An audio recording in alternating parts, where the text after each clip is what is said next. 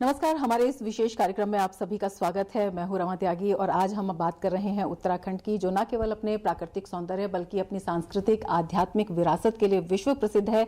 लेकिन इस बार उत्तराखंड ने जो सुर्खियों में जगह बनाई है वो विशेष कारण से है। पहली बार राज्य में किसी दल को 3/4 बहुमत मिला है। भाजपा ने इस प्रचंड जनादेश के साथ अपनी ये सरकार बनाई है।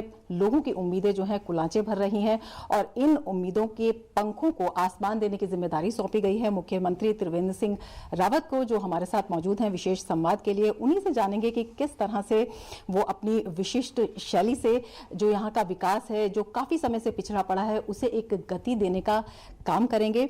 बेहद सादा इनका व्यक्तित्व है, बेहद शांत ये लगते हैं, लेकिन उतनी ही खास है इनकी शैली, जिसकी वजह से इनका चयन हुआ है मुख्यमंत्री के लिए। काफी तेज तर्रार नीतियों के लिए जाने जाते हैं। इनसे जानते हैं। स्वागत है सर आपका डीडी न्यूज में। एक प्रचंड और बेहद शानदार बहुमत आपको मिला है। किस तरह से देवभूमि कहा जाता है, भ्रष्टाचार के दलदल में ये घिरी पड़ी है, इस तरह से कहा जाता है। कैसे देवभूमि को देवलोक बनाने की प्रक्रिया की आप शुरुआत कर रहे हैं? हमने उत्तराखंड में उसकी शुरुआत कर ली है। उत्तराखंड में पिछले 5 वर्षों में भ्रष्टाचार के नए नए आसमान इन्होंने छुए हैं और आते ही हमने भ्रष्टाचार के खिलाफ एक मजबूत मुहिम हमने चालू की है राज्य में। जो हमारा राष्ट्रीय राजमार्ग जो ऊधम सिंह नगर वाला है, उसमें हमने एक जांच बिठा करके कमिश्नर की, और ये देखने में आया कि उसमें बड़ा व्यापक भ्रष्टाचार हुआ है। 18 मामले सामने आए और लगभग 240 करोड़ रुपए का प्रथम दृष्टया उसमें घोटाला पाया गया है। और जब उसकी गहराई में हमने जाने की कोशिश की तो पता चला इसमें बहुत लंबी चेन है, रैकेट है, जो पीछे से माफिया इसको चला रहा है। और हमने तत्काल उसको सीबीआई को रेफर किया ताकि बहुत गहराई से उसमें छानबीन करके और जो अपराधी है वहां तक हमारी जांच पहुंच सके और उस पर आगे कार्रवाई हो सके। 6 पीसीएस ऑफिसर हमने एक साथ वहां पर निलंबित किए हैं और एक जो सेवानिवृत्त हैं उनको भी हमने जांच के दायरे में लिया है। इसी तरह से एक वन कर्मी को माफियाओं के द्वारा, खनन माफियाओं के द्वारा रौंद कर मार डाला गया। उसमें हमने जिला जो फॉरेस्ट अधिकारी हैं, डीएफओ, और उनके साथ के 3-4 और लोगों को उन पर हमने कार्रवाई की है। और एक यहाँ पर देहरादून में एक मसला और सामने आया है, जो शराब की दुकानों को लेकर के, उस पर भी एक जिला आबकारी अधिकारी को निलंबित किया गया है। और इसलिए मैंने कहा कि जो विकास में जो सबसे बड़ा अवरोधक है वो भ्रष्टाचार है। वो अंदर अंदर से उसने प्रदेश को खोखला किया है। फाइल खिसकती नहीं आगे। कोई भी काम होना है तो पहले रिश्वत चाहिए, और इसलिए हमने उसको रोकने की मुहिम शुरू की है। अभी ये शुरुआत है, अभी हमको बहुत आगे बढ़ना है। भ्रष्टाचार के आरोप पूर्ववर्ती सरकार पर काफी लगे हैं, काफी स्कैम सामने आए, काफी घोटाले सामने आए, जिनकी बात आपने चुनाव के दौरान उठाई भी। किस तरह से इस भ्रष्टाचार की जो सफाई का अभियान है वो आप चलाएंगे? देखिए, भ्रष्टाचार के लिए अनेक एजेंसियां स्टेट की भी हैं और भारत सरकार की भी हैं। उन्हीं एजेंसियों का हम सहारा लेंगे। लेकिन मैं एक बात बड़ा स्पष्ट करना चाहता हूं कि हम पूर्वाग्रह से ग्रसित होकर हम कोई कार्रवाई करने वाले नहीं हैं। जहां पर हमको नजर आएगा कि यहाँ पर कुछ गड़बड़ है तो उसी को हम जांच के दायरे में लेंगे। केवल जांच के दायरा बढ़ाने के लिए हम उसमें किसी पर झूठे आरोप गढ़ करके या पूर्वाग्रह से ग्रसित होकर के कोई कार्रवाई करें, उसको मैं उचित नहीं समझता हूं।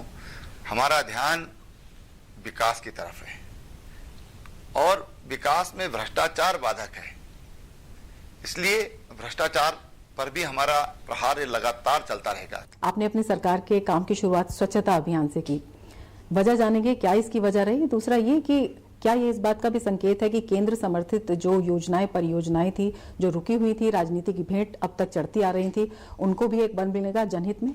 देखिए, मैंने जो अभी तक फाइलों का अध्ययन किया है, चाहे हमारा ऑल ओवर रोड का कंसेप्ट रहा होगा या रेल लाइन का रहा होगा या नमामि गंगे से जुड़े हुए जो एक प्रोजेक्ट्स हैं जिनमें प्रधानमंत्री जी का एक विशेष ध्यान जाता है, स्वच्छता अभियान का है, तो मुझे देखने में आया फाइलों में कि राज्य सरकार ने उसमें रुचि नहीं ली। राज्य सरकार को जिस गति से उसमें काम करना चाहिए था, राज्य सरकार ने उसको एक तरह से नेग्लेक्ट किया है। ये मुझे फाइलों को देखकर ये अनुभव हो रहा है। और भारत सरकार जो प्रोजेक्ट देगी और दे रही है, अब जो ऑल उदर रोड का कंसेप्ट है या ऑल उदर रोड का तोहफा कहूँगा मैं, तो अब तो कंसेप्ट नहीं है, अब तो वो साक्षात होने जा रहा है। तो 12,000 करोड़ रुपया और पहला प्रयोग उत्तराखंड में ये ऑल उदर रोड का मिल रहा है, पहला तोहफा उत्तराखंड को मिल रहा है। अभी देश में कहीं इस तरह की व्यवस्था नहीं है। तो मुझे लगता है कि भारत सरकार तो देना चाहती है, अब राज्य सरकार ऐसी आ गई है कि दोनों सरकारें एक हैं। मोदी जी ने भी कहा है कि भाई आप डबल इंजन लगाइए, हम आपको विकास देंगे। अब चाहे रोड का तोहफा हो, चाहे रेलवे लाइन का तोहफा हो, या हमारा जो देहरादून का जो एयरपोर्ट है उसका अंतर्राष्ट्रीय हवाई अड्डे बनने का निश्चय हो, ये सारी चीज़ें हो गई हैं। मुझे लगता है कि विकास के रास्ते खुल गए हैं, अब उस पर गाड़ी को दौड़ाना है। आपने एक संपूर्ण विकास की बात कही है और यही सबसे बड़ा प्रश्न यहाँ पर है। सन 2000 में जिस उद्देश्य को लेकर इस राज्य की रचना हुई थी पूर्व प्रधानमंत्री अटल बिहारी वाजपेयी के नेतृत्व में, वो पूरा सपना नहीं हो पाया। उसे पूरा करने का संकल्प लिया प्रधानमंत्री नरेंद्र मोदी ने, जनता से डबल इंजन का आह्वान किया, जनता ने साथ भी दिया। जिम्मेदारी तमाम सशक्त चेहरों में से आपको दी गई है। कितनी बड़ी चुनौती आप ये देखते हैं? देखिए, राजनीति तो चुनौतियों का ही खेल है और हर क्षण कोई भी काम उसको चुनौती मानकर हम लोगों को करना होता है। ये सच है कि अटल जी ने उत्तराखंड राज्य बनाया और मोदी जी ने कहा कि हम इसको संवारेंगे, और उसकी शुरुआत हो गई है। ऑल उदर रोड हमको मिला है, हमको रेल लाइन मिल गई है, हमारा जो एयरपोर्ट है उसको अंतर्राष्ट्रीयकरण उसका कर दिया गया है, उसका विस्तार होना है। और आज के समय में अगर हम दुनिया को अपनी ओर आकर्षित करना चाहते हैं तो उसके लिए बहुत ज़रूरी है कि हमारा जो ट्रांसपोर्टेशन है, हमारा जो यातायात है वो सुगम हो और कम खर्चीला हो, नुकसान पहुंचाने वाला ना हो, और वो आज यहाँ पर हमको मिला है। त्रिवेंद्र जी, विकास की विभिन्न नई योजनाओं की व्यवस्थाओं की आपने बात की है, लेकिन बहुत से इलाके ऐसे हैं जो अभी भी जहां पर मूलभूत सुविधाएं नहीं है, जर्जर अवस्था में है। उन पर बातचीत आपसे जारी रहेगी, लेकिन कार्यक्रम में फिलहाल वक्त है ब्रेक का। बने रहिए टीजी न्यूज के साथ। किसान भाइयों, गांठ बांध लो, बात बहुत है काम की, समृद्धि के पैगाम की। मिट्टी की तुम जांच कराओ, मुफ्त सॉइल हेल्थ कार्ड ले जाओ, कभी मुनासिब बीज लगाओ, सही किस्म की खाद ले आओ, जितनी जरूरी उतनी डालो, सही मात्रा खुद पहचानो। किसान भाइयों, गांठ बांध लो। आज ही मिट्टी की जांच कराएं, राज्य सरकार के कृषि अधिकारी से संपर्क करें और मुफ्त में सॉइल हेल्थ कार्ड पाएं। कृषि और किसान कल्याण मंत्रालय द्वारा किसान हित में जारी। मैं ये नहीं पूछूंगा कि आप शौच के लिए कहां गए, मैं ये भी नहीं पूछूंगा कि अगर आप खुले में शौच के लिए गए तो क्या आपने अपने बच्चे की जान को खतरे में डाला? क्या आपके गांव की बच्चियों को खुले में शौच करते हुए किसी ने बुरी नजर से देखा? आप खुद समझदार हैं, सक्षम हैं। आप ये तो जानते ही होंगे कि हमारे देश में 70,000 से ज्यादा गांवों के लोगों ने खुले में शौच की प्रथा को खत्म कर दिया है। गांव के बच्चे, महिला, पुरुष सब इस लक्ष्य में जुटे। निगरानी समितियां बनी जिन्होंने खुले में शौच कर रहे लोगों को समझाया, शौचालय बनाया, उनका इस्तेमाल करना सिखाया। क्या आपका गांव भी बनेगा खुले में शौच से मुक्त? आइए स्वच्छ भारत अभियान से जुड़िए, अब नहीं तो कब। 12वीं में मुझे 60% मार्क्स मिले हैं। BA MA करने के बजाय मेडिकल में जाना चाहता हूँ। हम स्टूडेंट्स को जिनकी पारिवारिक आय 2.5 लाख से कम है, उन्हें प्रोफेशनल और टेक्निकल कोर्सेज में आगे की पढ़ाई के लिए ये स्कॉलरशिप दी जा रही है। एक मजे की बात, हम गर्ल्स स्टूडेंट्स के लिए 30% स्कॉलरशिप अलग से निर्धारित है। फ्रेंड्स जल्दी करो, फॉर्म्स ऑनलाइन जमा हो रहे हैं। Merit come means scholarship Bharat सरकार की ओर से सभी अल्पसंख्यक स्टूडेंट्स को एक तोहफा उनके सुंदर भविष्य के लिए। मदद हमारी मंजिल आपकी। जैसे सूट टाइप यू नो, मुझे ये ग्रीन या फिर ब्राउन। ठीक है, आप ये पैक कर दीजिए। कितने का दिया?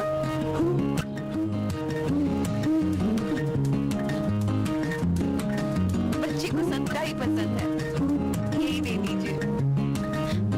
अगर आप माँ बनने वाली हैं, तो HIV टेस्ट जरूर करवाएं। बच्चे को HIV से बचाने के लिए जल्द ही पता लगाना और वक्त पे दवाई दिलवाना जरूरी है। करें वही जो बच्चे के लिए हो सके। हर सरकारी अस्पताल के ICTC में HIV की जांच एवं सलाह मुफ्त और गोपनीय है। अब मैं अपने लाइफ की सबसे बड़ी मूवमेंट लीड करने जा रहा हूँ, जो इंडिया के लिए बहुत जरूरी है। आपको खड़ा होना पड़ेगा मेरे साथ टीम स्वच्छ भारत मिशन का हिस्सा बनकर, और हम सब मिलकर एक ऐसा इंडिया बनाएंगे जहाँ हर कोई टॉयलेट यूज करता हो, क्योंकि जब सब टॉयलेट यूज करेंगे तो सब प्रोग्रेस करेंगे।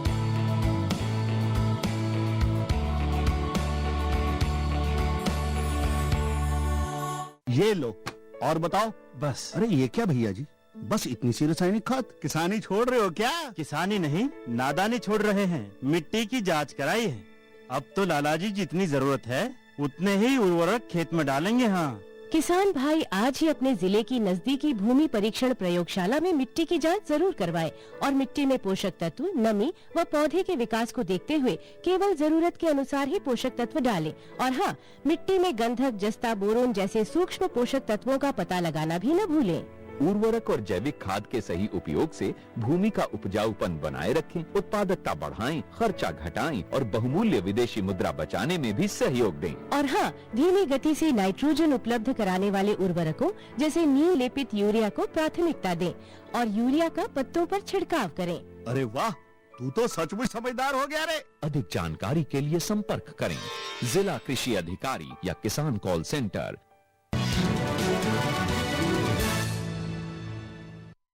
ब्रेक के बाद फिर से आपका स्वागत है। आप देख रहे हैं विशेष संवाद त्रिवेंद्र सिंह रावत के साथ। त्रिवेंद्र जी, कई इलाकों में बहुत ही खराब हालात हैं, स्कूल नहीं है। आप ग्रामीण परिवेश से संबंधित है, प्राथमिक शिक्षा आपकी ग्रामीण परिवेश में ही हुई है, वहाँ के हालात आप सबसे ज़्यादा बेहतर जानते हैं। अभी भी वहाँ पर इस तरह के हालात हैं कि स्कूल जो हैं बहुत दूर दूर की दूरी पर हैं, स्कूल हैं तो शिक्षक नहीं है, अगर अस्पताल हैं तो वहाँ पर डॉक्टर्स जाने के लिए तैयार नहीं है।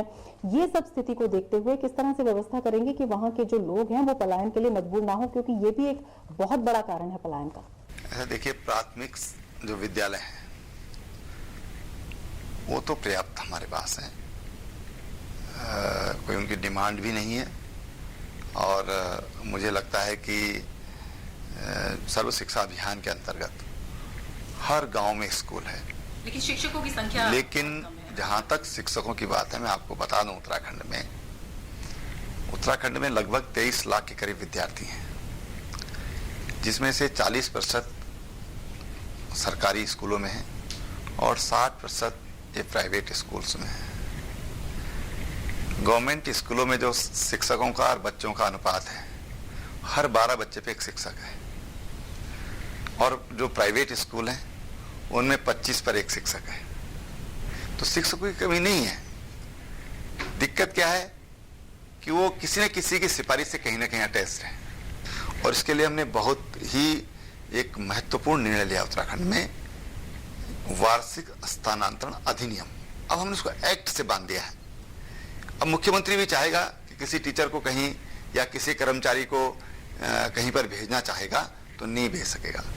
स्वास्थ्य की जो स्थिति है, ये सच है कि स्वास्थ्य के लिए हम बहुत चिंतित हैं, और मैं आपको बता दूं कि मैंने स्वास्थ्य सेवाओं को लेकर, स्वास्थ्य शिक्षा की नीति को लेकर के, और मैंने स्वयं सुप्रीम कोर्ट तक उत्तराखंड के लिए मुकदमा लड़ा है।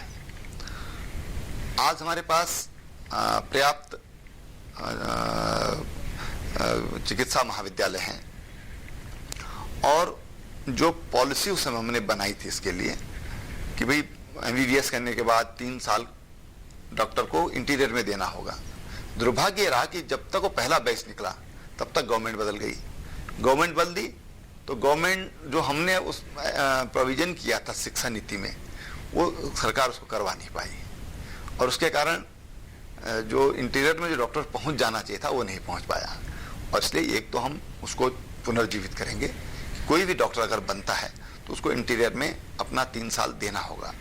दूसरी बात, अभी हम लोगों ने जो डेंटिस्ट हैं, क्योंकि वो भी उनकी भी डिग्री की पढ़ाई होती है और काफ़ी कुछ चीज़ें उनको वो पढ़ लेते हैं, और इसलिए हमने जो डेंटल डॉक्टर हैं अभी हमने लगभग 250 से के करीब उनकी नियुक्तियां की हैं, और उनको हम बहुत जल्दी पोस्टिंग देंगे, इंटीरियर में देंगे। डॉक्टर्स वहां पर जाएं, इसके लिए क्या कुछ कड़े प्रावधान किए जाएंगे? मैंने बताया ना कि जो डॉक्टर MBBS करेगा, हम उसके साथ उससे एफिडेविट होगा कि उसको 3 साल इंटीरियर में अपनी सेवाएं देनी होंगी, और हमको जरूरत पड़ी तो हम उनकी डिग्री भी रोकेंगे। एक और चीज़ हमने निर्णय लिया है मेरी सरकार ने कि हम जेनरिक दवाओं का इस्तेमाल करेंगे, और जेनरिक दवाओं से हमारी जो ब्रांडेड जो दवाएं थी, अब जेनरिक दवाओं से जो पैसे की कमी होती थी अब वो दूर हो जाएगी। बहुत सस्ती होती हैं दवाइयाँ, 20-20 गुना, 25-25 गुना, 40 गुना तक कीमत जेनरिक में और ब्रांडेड दवाइयों में है। अब हम जेनरिक से उसकी जो कमी है उसको भी दूर कर सकेंगे। जो पलायन है, आप भी मानते हैं एक बहुत बड़ी समस्या है, न केवल रोजगार के लिए, क्योंकि गांव के गांव खाली इस वक्त हो गए हैं, एक इसका रणनीतिक महत्व भी है, स्ट्रेटेजिक महत्व भी है, क्योंकि 2 देशों की सीमाएं भी लगी हुई हैं। तो वहां पर ये चुनौती ना आने पाए, और जो एक प्रभाव अभी वहां पर चल रहा है वो लगातार चलता रहे, उसको मेंटेन करने के लिए क्या कुछ करेंगे? देखिए, अगर पलायन रोकना है तो मुझे 3 बातें स्पष्ट नजर आती हैं कि हमको वहाँ पर शिक्षा देनी होगी, हमको वहाँ पर स्वास्थ्य सुविधाएं देनी होंगी, और हमको वहाँ पर रोजगार देना होगा। और रोजगार, बड़ा स्पष्ट सोच है मेरी कि अगर हमने गांव में रोजगार देना तो एग्रो वेस्ट हो सकता है, उद्योग गांव में स्थापित नहीं हो सकते हैं, और जिस तरह की यहाँ की भौगोलिक विषम परिस्थितियाँ हैं वहाँ और भी असंभव है। रॉ मटेरियल लाना, ले जाना, ट्रांसपोर्टेशन इतना महंगा होगा, और जिस तरह के वहाँ जो टोपोग्राफी है उसमें ये चीज़ें संभव नहीं है, और इसलिए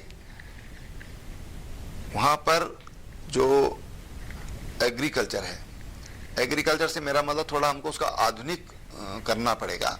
बेमौसमी फल हैं, फूल हैं, सब्जियां हैं, मेडिसिनल प्लांट हैं, और आज एक बहुत बड़ा स्कोप बना है एरोमेटिक प्लांट्स का। बहुत अच्छी उनकी फ्रेग्रेंस भी बहुत अच्छी होती है, और बिल्कुल जो प्राकृतिक होती है, तो उस ओर मैं ध्यान देना चाहता हूँ। दूसरी प्रोसेसिंग, वैल्यू एडिशन के लिए प्रोसेसिंग बहुत जरूरी है। अगर हमने प्रोसेसिंग यहाँ पर शुरू कर दी तो खेती हमारी जो आज नुकसान दे रही है वो लाभकारी हो जाएगी, और इसलिए किसानों को हम लाभकारी खेती जब गांव में देंगे, उनको हम सुविधाएं देंगे, तो मुझे लगता है कि जो ये पलायन है ये रुकेगा। और जो आपने एक बहुत अच्छी बात कही कि ये सामरिक दृष्टि से भी एक महत्वपूर्ण है कि पलायन रुके, क्योंकि सेना बॉर्डर पर काम करती है, देश की रक्षा करती है, हमारी रक्षा करती है, लेकिन सेना को भी स्थानीय लोगों की सपोर्ट चाहिए। अगर स्थानीय लोगों की सपोर्ट न हो तो करगिल जैसे हालात हो सकते हैं, करगिल जैसे हालात हो सकते हैं। 375 किलोमीटर हमारी सीमा चीन से लगी हुई है, 275 किलोमीटर हमारी सीमा नेपाल से लगी हुई है, और इसलिए सामरिक दृष्टि से भी महत्वपूर्ण है। और हम इसके लिए हम लोगों ने एक कमेटी बनाई है पलायन पर, पलायन रोकने के लिए। सतपाल महाराज जो हमारे सीनियर मोस्ट मिनिस्टर हैं, उनकी अध्यक्षता में कमेटी बनाई है। 2 राज्य मंत्री स्वतंत्र प्रभार उसमें दिए हैं, कुछ विधायक और कुछ पब्लिक के लोग, ऐसे 10-11 लोगों की कमेटी फॉर्म करने के लिए उनको बोला है, जो अपने सुझाव देगी, जो विशेषज्ञों से भी राय लेगी। अभी यूपी में किसानों के लिए बहुत महत्वपूर्ण घोषणाएं हुई हैं, क्या आप भी कुछ इस तरह की घोषणाओं की तैयारी कर रहे हैं? देखो, हम उसका अभी अध्ययन करेंगे। उत्तर प्रदेश और उत्तराखंड दोनों की परिस्थितियां भिन्न हैं, और उत्तराखंड बहुत ही सीमित रिसोर्स वाला राज्य है, हमारी जो रेवेन्यू है वो भी बहुत सीमित है, और इसलिए हमको जो भी निर्णय लेंगे हम बहुत सोच समझ के हमको निर्णय लेना होगा। उद्योगों के विकास के लिए क्या कुछ नई नीति आप लेकर आएंगे? नहीं, औद्योगिक नीति हमारी बड़ी अच्छी है और सिंगल विंडो सिस्टम है, लेकिन उद्योगों का यहाँ पर हम बहुत ज़्यादा उद्योग यहाँ पर लगा नहीं सकते हैं, क्योंकि रेड कैटेगरी के स्टेट न हरिद्वार में लग सकते हैं, न देहरादून में लग सकते हैं। हमारा जो उधम सिंह नगर का एरिया है वहाँ पर हमारे पास उद्योग विकसित करने की जगह है, और उसके लिए हम सितंबर अक्टूबर में एक यहाँ पर एक कॉन्क्लेव यहाँ पर हम करेंगे, और उसमें हम तमाम जो उद्योग जगत से जुड़े हस्तियाँ हैं उनको बुला करके आमंत्रित करेंगे कि आइए आप हमारे यहाँ उद्योग लगाइए और हमारे लोगों को रोजगार दीजिए। आपसे जानना चाहेंगे कि बहुत सारे जो माफिया हैं, चाहे वो भू माफिया हैं या फिर शराब माफिया हैं, वो काबिज हैं बुरी तरह से, खनन माफिया हैं, ये बहुत बड़ी चोट पहुंचाते हैं विकास को या फिर जो राजस्व है उसको भी। उस पर नियंत्रण पाने के लिए क्या कुछ प्रयास आप कर रहे हैं? देखिए, खनन माफिया तो इस समय अपने घरों में घुस गया है। मैं इस समय दावा कर सकता हूं कि पिछले 7-8-10 दिनों में एक भी ट्रक, एक भी ट्रॉली, एक भी जेसीबी, एक भी फोकलैंड कोई नदी में मुझे दिखा नहीं सकता है। मैंने स्वयं एरियल सर्विस के लिए किया है, जो मुझे पहले सैकड़ों हजारों ट्रक नज़र आते थे, आज मुझे एक भी ट्रक नज़र नहीं आया है। एक तो मैं बताना चाहता हूँ। दूसरी बात यह है कि हम ऐसी व्यवस्था आगे चलकर करने वाले हैं कि ये घुस ही नहीं पाएंगे, और जो माफिया यहाँ पर पला है, बड़ा हुआ है, वो पॉलिटिकल संरक्षण के कारण हुआ है। जब पॉलिटिकल संरक्षण मिला तो ब्यूरोक्रेट्स ने उसको संरक्षण दिया, या वो दबाव में या भय के कारण वो उस पर एक्शन नहीं ले पाए। आज राजनीतिक संरक्षण माफिया को बिल्कुल नहीं है, इसलिए जब संरक्षण उनको नहीं हो तो बड़ा डरपोक किस्म का होता है माफिया। जब उसको संरक्षण नहीं होगा तो अपने आप भाग जाएगा। आपदा प्रबंधन को लेकर क्या कुछ आपकी नीति रहेगी? देखिए, आपदा को लेकर हमने अभी एक बैठक बुलाई थी, और क्योंकि पहले से उसकी भविष्यवाणी करना, ये पहले से उसकी भविष्यवाणी नहीं की जा सकती है, लेकिन एक तो कोई एक ऐसा सिस्टम आया है कि 70-75 सेकंड पहले वो अलर्ट दे देगा आपको कि भूकंप आने वाला है, इस तरह का। तो हमने उसके लिए संस्तुति की है। पहला काम अभी मेरे सरकार बनने के बाद उस तरह के यंत्र हमारे लगेंगे उत्तराखंड के अलग अलग स्थानों पर, जो कि 70-75 सेकंड पहले अलर्ट कर देंगे। अलार्म बजेगा कि भाई कोई अनहोनी हो सकती है, इसलिए आप यहाँ से जगह छोड़ दीजिए। तो हमने उसके लिए काम किया है। दूसरी बात आता है कि आफ्टर डिसास्टर, उसके लिए उत्तराखंड में जो पहली आशंका होती है वो है कनेक्टिविटी की। कनेक्टिविटी से हम हट जाते हैं, और इसलिए हमने सैटेलाइट फोन्स का इस्तेमाल किया है। और आज ही एक आईटी कंपनी है, आज ही मेरी उनसे बातचीत हुई है, उनका कहना है कि हम कहीं भी हों, हमारे पास हम ऐसी फ्रीक्वेंसी डेवलप करेंगे कि आप कनेक्टिविटी में रहेंगे ही रहेंगे। तमाम व्यवस्थाओं की आपने बात की है जिसके लिए ज़रूरत होती है धन की। पहले से ही आपको एक कर्ज की यहाँ पर विरासत मिली है, 45,000 करोड़ का कर्ज है, ऐसे में आप कैसे संसाधन जुटाएंगे? मैंने कहा कि हम लोग जो लीकेज है, लीकेज बोलते हैं अंग्रेजी में, लेकिन मैं उसको चोरी बोलता हूँ, हम उसमें आर्थिक अनुशासन लाएंगे। जो चोरी है इसको रोकेंगे। मुझे लगता है कि अगर हम इसको रोक लिया तो हम काफ़ी कुछ राज्यों से यहाँ पर इकट्ठा कर सकते हैं, मुझे ऐसा लगता है। और कुछ जो नए सोर्सेस क्या हो सकते हैं उस पर हमारी स्पेशल मीटिंग हो रही है, हम उसमें विचार करेंगे। सारे सेक्रेटरीज बैठेंगे, हमारे मिनिस्टर्स बैठेंगे और उसकी रणनीति बनाएंगे। भौगोलिक रूप से जो विविधता है वो भी यहाँ के संतुलित विकास पे एक बड़ी चुनौती पैदा करती है। तराई का क्षेत्र है, मैदानी क्षेत्र है, पहाड़ी क्षेत्र है। इसके अलावा विभिन्न राजनीतिक मुद्दा भी बनता रहा है कि गढ़वाल का क्षेत्र है, कुमाऊं का क्षेत्र है। इस तरह के मुद्दे ना बने, एक संतुलित विकास को नई गति मिले, इसके लिए किस तरह की सोच आप? देखिए, हमने इस बारे में बड़ा स्पष्ट सोचा है कि पारदर्शी और संतुलित विकास की आवश्यकता कहाँ पर है, वहां पर विकास मिले। तो स्वाभाविक रूप से जब हमारी सोच संतुलित विकास की होगी तो ये बातें स्वतः समाप्त हो जाती हैं। जहां तक भौगोलिक विविधता है, ये हमारी खूबसूरती है, भौगोलिक विविधता यहाँ की खूबसूरती है। लेकिन दिक्कत हमारी जो है वो है हमारा फॉरेस्ट एक्ट, फॉरेस्ट एक्ट की वजह से हमको विलम्ब होता है। जो काम हम 6 महीने में कर सकते हैं, कई बार उसको 6-6 साल और पहले 15-20 साल उस काम में लगे हैं। हमारी 20-20 साल पुरानी योजनाएं आज भी अटकी हुई हैं। फॉरेस्ट एक्ट में जो प्राविधान है वो उत्तराखंड को बहुत ज़्यादा प्रतिबंधित करती हैं, क्योंकि यहाँ पर 66% जो हमारा एरिया है वो फॉरेस्ट एक्ट से कवर होता है। इसके कारण हमारी कुछ दिक्कतें हैं। कुछ नेशनल पार्क यहाँ पर हैं, सेंसिटिव जोन्स यहाँ पर हैं, तो जिसमें हमको एक पत्थर उठाने की भी परमिशन नहीं होती। तो सड़क बनाना है, घर बनाना है, कोई ऑफिस बनाना है, तो बहुत तरह की दिक्कतें होती। एक और महत्वपूर्ण बात है कि काफी इलाके यहाँ पर सैन्य बहुल हैं। सैनिकों की अपेक्षाओं को पूरा करते हुए केंद्र सरकार ने एक महत्वपूर्ण फैसला लिया जिसे पसंद भी किया गया। अब जो सैनिकों की आकांक्षाएं हैं, आप भी सैनिक परिवार की पृष्ठभूमि से संबंधित है, आप बेहतर जानते हैं, किस तरह से और आप उपाय करेंगे? देखिए, सैनिकों से हमारा बहुत ही भावात्मक संबंध है भारतीय जनता पार्टी का, और मैं तो स्वयं भी एक सैनिक परिवार से हूं। और सैनिकों के लिए हमारी तरफ से उत्तराखंड ही एक ऐसा राज्य है जहां पर सैनिकों को सर्वाधिक सुविधाएं दी गई हैं। दूसरी बात, OROP वाला है सिस्टम। 42 साल से फौज के लोग डिमांड कर रहे थे, मोदी जी ने उसको 1 रैंक 1 पेंशन का जो है एक तोहफा दिया है। और उत्तराखंड में भी अन्य राज्यों की तुलना में अधिक सुविधाएं, जब माननीय खंडूरी जी हमारे मुख्यमंत्री थे, मैं उनके कैबिनेट का मिनिस्टर था, तो हमने उस समय भी सैनिकों के लिए किया। अभी भी मैं कहना चाहता हूं कि सैनिकों के लिए राज्य सरकार से जो कुछ भी हो सकेगा वो हम करेंगे। उत्तराखंड उत्तर प्रदेश का एक समय हिस्सा रहा है। बहुत सारे परिसंपत्ति के विवाद थे जो नहीं हो पाते थे क्योंकि दोनों राज्यों में विभिन्न सरकारें थी। अब केंद्र में भी एक ही सरकार है, दोनों राज्यों में भी एक ही सरकार है, जो और यूपी के जो मुख्यमंत्री हैं वो भी उत्तराखंड से ही हैं। अब जो दोनों के राज्यों के बीच में जो इस तरह के मसले थे, परिसंपत्तियों का मसला हो, चाहे ट्रांसफर का मसला हो, चाहे नियुक्तियों का मसला हो, लगता है कि लोगों को आश्वासन की बजाय अब कुछ अमली जामा मिलेगा विभिन्न योजनाओं में या विभिन्न कार्यों में? देखिए, एक बात मैं आपको बताना चाहता हूँ कि उत्तर प्रदेश के जो मुख्यमंत्री हैं वो सन्यासी हैं।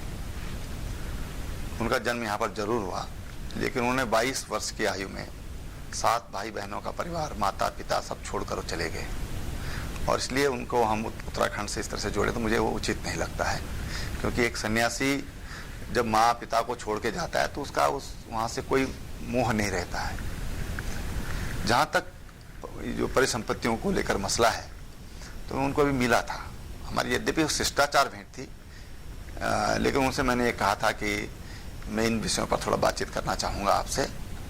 तो वो पूरी तैयारी उन्होंने उस मीटिंग में, जब हम तैयार होकर नहीं गए थे, हम तो एक आधा घंटे का टाइम लेकर गए थे, लेकिन जब उन्होंने रुचि ली, मुझे लगा कि उनकी जो काम करने की शैली है वो निपटाने की है, काम को पूरा करने की है, लटकाने की नहीं है। जो बातचीत हमारी वहाँ पर हुई है और बहुत सकारात्मक बातचीत हुई है, और मुझे लगता है कि जो परिसंपत्तियों का जो 17 सालों से हमारा विवाद चल रहा है, मुझे लगता है कि हम 6-7 महीने में उसको काफ़ी हद तक हम उसको 90% तक मुझे लगता है कि हम उसको उस समस्या का हम समाधान कर लेंगे। अगर एक लाइन में पूछे आपका लक्ष्य अगला? हमारा लक्ष्य उत्तराखंड का विकास है, संतुलित विकास है। तो उत्तराखंड के मुख्यमंत्री त्रिवेंद्र सिंह रावत, जिनका मानना है कि चुनौतियां काफी हैं, लेकिन वो दृढ़ प्रतिज्ञ हैं एक स्वच्छ और पारदर्शी शासन के लिए, जनता के विकास के लिए, और जो वायदे किए हैं जनता से उसको पूरा करने के लिए। त्रिवेंद्र जी, इस विशेष संवाद के लिए बहुत बहुत शुक्रिया। धन्यवाद।